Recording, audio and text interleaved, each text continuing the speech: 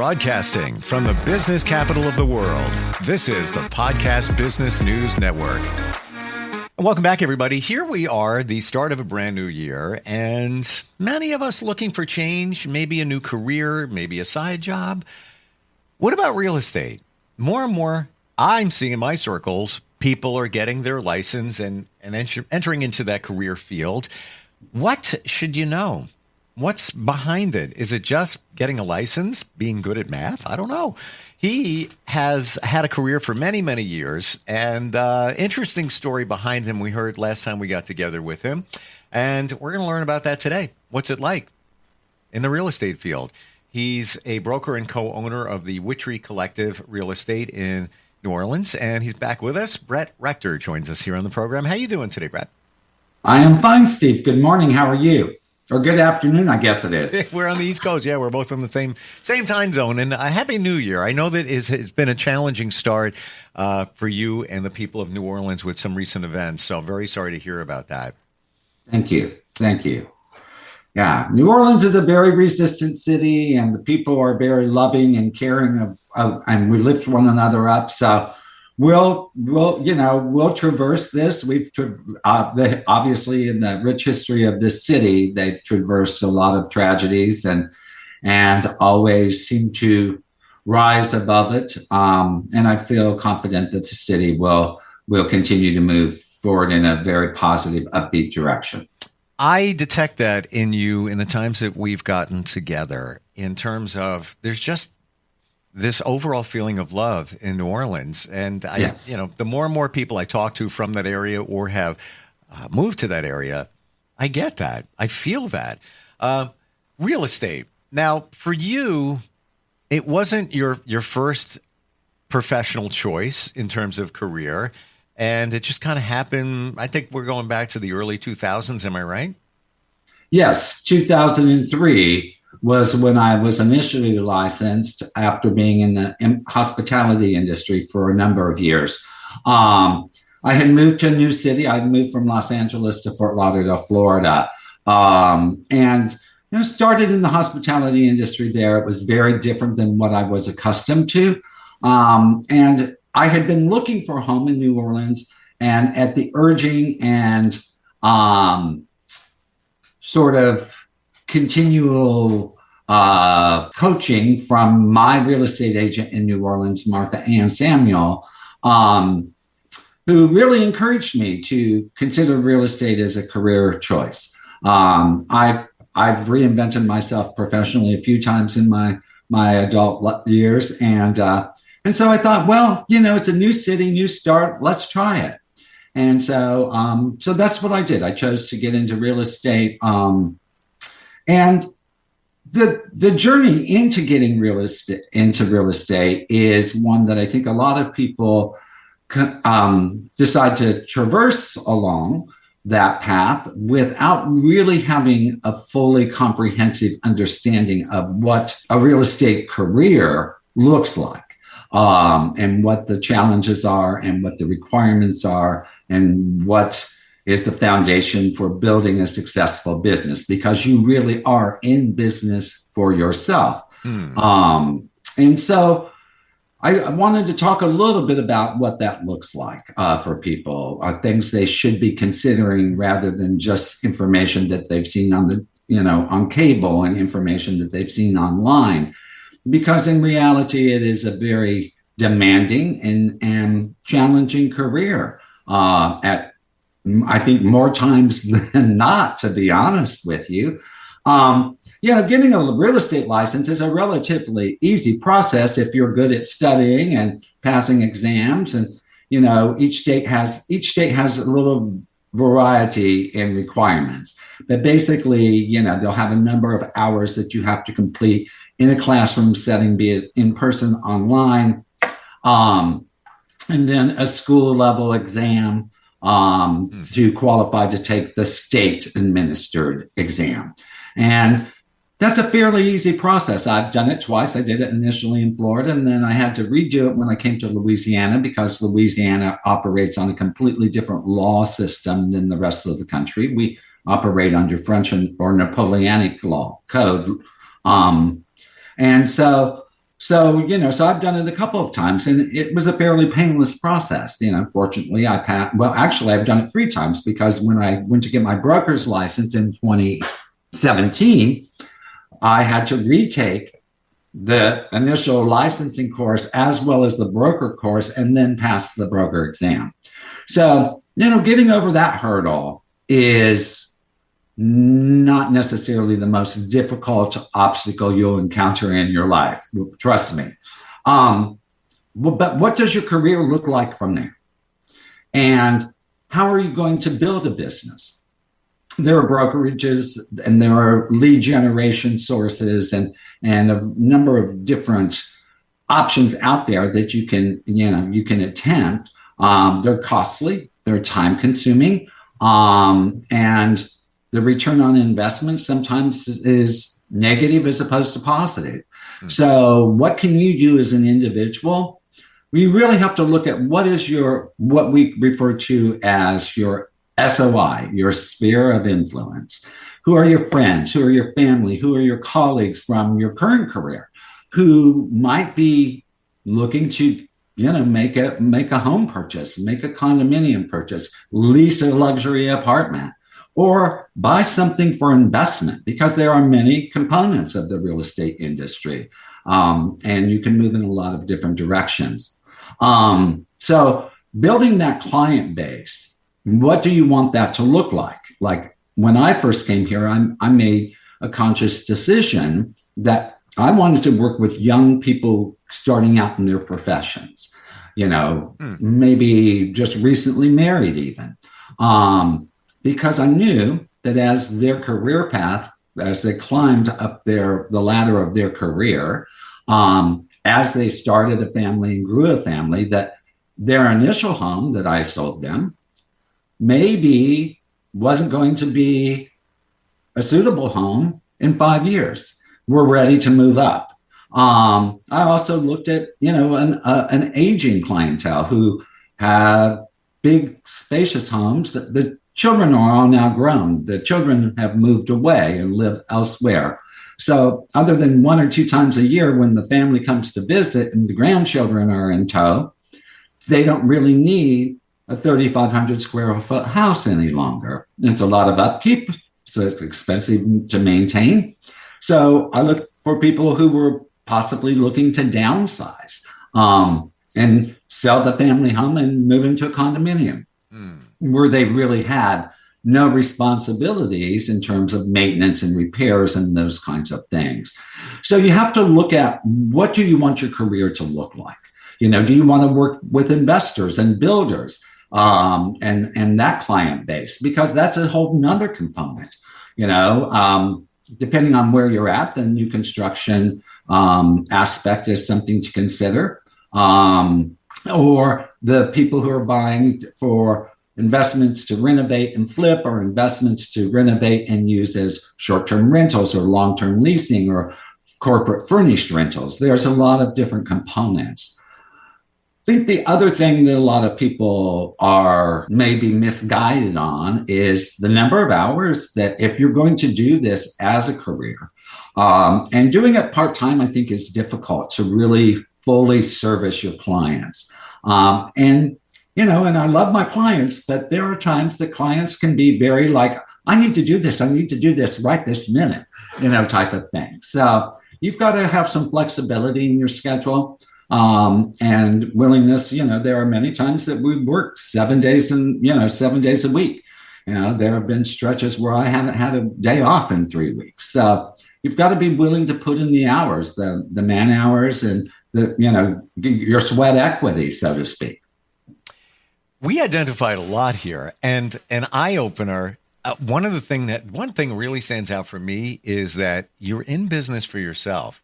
I think many don't realize that. They get their license and they're just thinking, all right, well, I'm working with the ABC Real Estate, but you're a separate entity of them. So I think that needs, for somebody that's looking at this career path, needs to really embrace that. Do you have the discipline? Do you have the drive? We're all used to most of us working for others, a company. Now you're working for yourself. You're just under the umbrella of an organization, the real estate. And looking at your social sphere, very impactful, and deciding what aspect of real estate you want to go into. Like you said, specializing in first-time home buyers, or maybe it's older folks that are looking to downgrade and sell. There's a lot to think there. What about networking yourself? I got to believe that that's somewhat of a big thing in this field. Oh, absolutely. I think having a visible presence is crucial. And different people approach their social visibility different ways. They'll go to networking events. They'll go to, virtually every real estate agent I know volunteers for local charitable organizations and so on and so forth. Yep. You don't do that.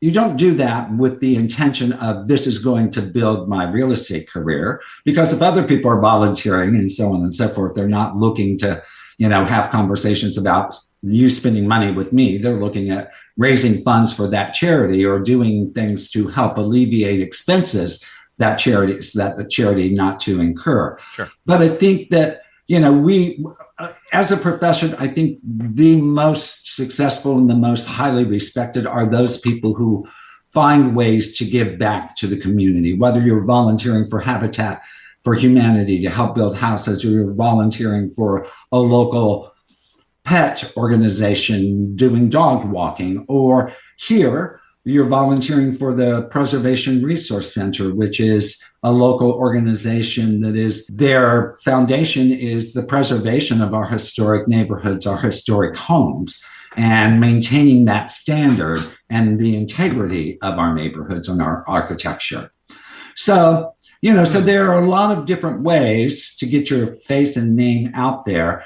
Holding open houses, there are people, younger people, I think more so, that sort of criticize that. And there are times you're going to sit in a house for 2 hours and nobody's going to come. But you know what? The day the person walks through the door who doesn't have an agent that loves the house, but maybe this is not the right house for me, and 5 or 6 other houses that you can show them, sure, based on what you've gotten from them in terms of information of what their wants and needs are. Those are the people who, you turn that person into a client, and their friends refer their friends, and so on and so forth. Interestingly, I think of all of the successful real estate people I know, and they're all involved in charities. Yes. Yeah. Heavily so, some of them. And it's just because they want to give back to the community. They're not looking at, if I have an event, I show up at an event that, I'm going to meet somebody and they're going to buy a house. No, but it's the positivity you put out there, I believe, comes back, that kind of energy. I agree. I think that, like I said, I think that's an important aspect of our profession. I think it's one that oftentimes doesn't get as much exposure as it should. Real estate agents oftentimes are maligned a little bit for, just chasing the money. But I don't think the most successful ones that's the case at all. And I think it's the mindset, particularly I see it here much more, but obviously I've been here for almost 20 years as opposed to Fort Lauderdale for just 2. But it's something that I see here. Virtually every agent I know does some kind of community service. Whether it's 2 events a year or whether it's once a month, they're still involved. Looking back at your real estate career, is there anything you would have done differently? I don't think so. I think I've overall made good choices. I think fully understanding what the profession is about is important. You mentioned we've already mentioned, you're working for yourself, and yes, you may be under the umbrella of a big national firm, a company, so on and so forth. They have a level, even though you're not a paid employee, they have a level of expectation as to your annual production.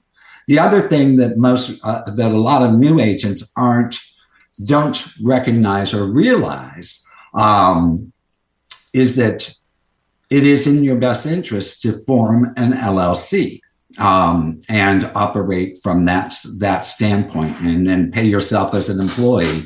And that's advice that I got very early on in my career from one of the local title attorneys here in New Orleans. And so I've had my own personal LLC for probably 17 years. And so that's another consideration, so that you're enabled to take advantage of the tax benefits and write-offs that are out there, because those things are crucial in helping keep your bottom line profitable.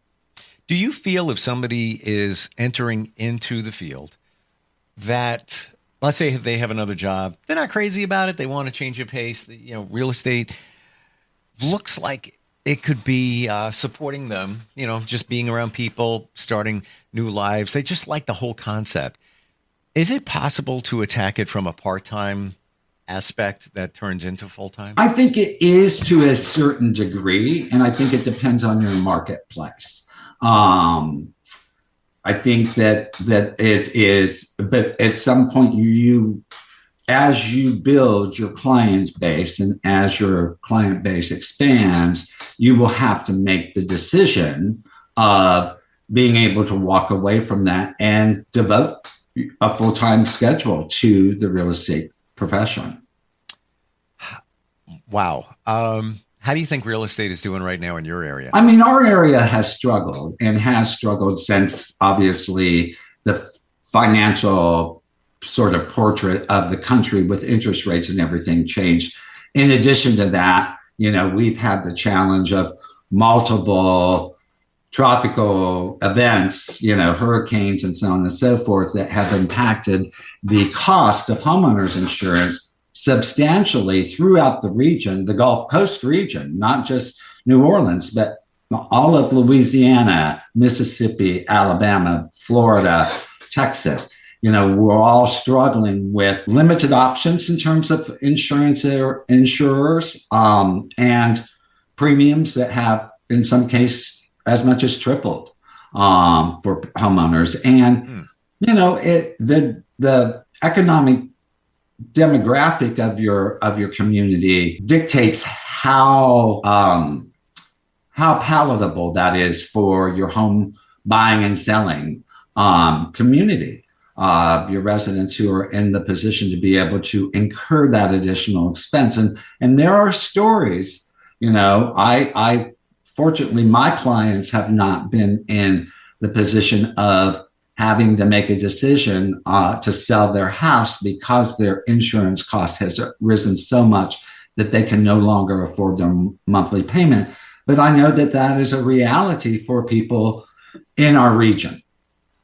And definitely in Florida, I'm hearing a lot of that going on. As a matter of fact, a coworker bought a home there about 4 years ago, just sold that home in August. One of the main reason he sold it was he started to see the prices of homes start coming down because of the insurance issue. Yes. Yeah. Yes. I mean, that will be a sign of, you'll see prices coming down, you'll see population declines, so on and so forth. And I think that's probably the case in pretty much any community along the Gulf Coast. And but I also think it's something that's going to be felt. I'm sure it's a similar feeling in areas of California with the wildfires and the mudslides and so on and so forth. And so I think it's a scenario that is going to start impacting a much broader spectrum of the country than it has previously. You look at what happened in North Carolina and Tennessee with the hurricane this year. That doesn't happen. And so, as these weather events continue to grow in strength and intensity and frequency, I think a larger percentage of the national population is going to be impacted than they may realize at this point. I understand those fears. Me personally, if I can pay lower taxes and less on a house, I'll take my chances. Granted, living on the water, all right, you're taking some higher chances right there. I get that. Yes. But I'm on Long Island. Hello, Superstorm Sandy, 2012. That water came halfway up, into the land. And it could happen. Things happen. Things will happen. How did we find you, Brett? If somebody's, wants to pick your brain on the real estate side of things, or if they're looking to move to the greater New Orleans area, how do they find you? You have a few different options, actually. You can Google my name. There's a famous baseball player with my first and last name. But if you Google Brett Rector New Orleans, I come up, in a variety of different ways. You can read reviews from me. You can read previous magazine articles that I've been featured in. But one of the easiest ways to reach me is to email me or contact me on my cell phone. My email's my first name at the @ at wcnola.com, all one word. And my cell phone is 504-453-2277. And like I said, all that information's out there, obviously, through a Google search as well. And a company website, you can contact me through that, wcnola.com. Most important question of the day is, last time we got together, it was just before Christmas. You were baking for friends. How did it come out? The cake was amazing. I make a toasted coconut cake with cream cheese frosting, and I have 2 pieces left. But the dinner was very nice. It was just myself and a good friend, and then my crazy wild dogs. And we had a very nice dinner early, and we had, she left a late afternoon, and we had a very nice day. And like I said, that cake is amazing. Wow. You had me at toasted coconut, and I have a friend, and we go for coconut martinis occasionally, and she doesn't like toasted coconut. So I'm like, Brent, I'll take it. I'll take whatever you're going to turn away. I'm going to take, because I think it makes it's magical. What is there? For sure. Great talking with you, Brett, and looking forward next time we get together. Happy New Year, by the way. Thank you so much, and Happy New Year to you as well, and to all the listeners and viewers today. Appreciate your time. Thank you. And we'll be right back.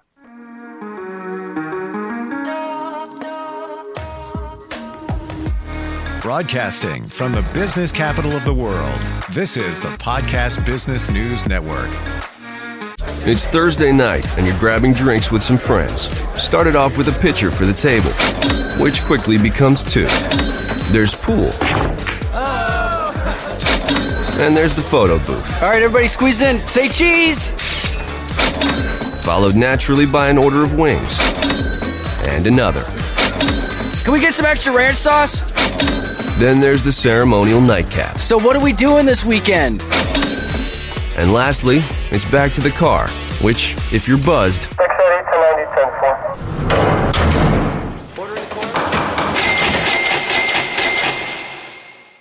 could be the most expensive night of your life. Getting pulled over for buzzed driving could cost you around $10,000 in fines, legal fees, and increased insurance rates.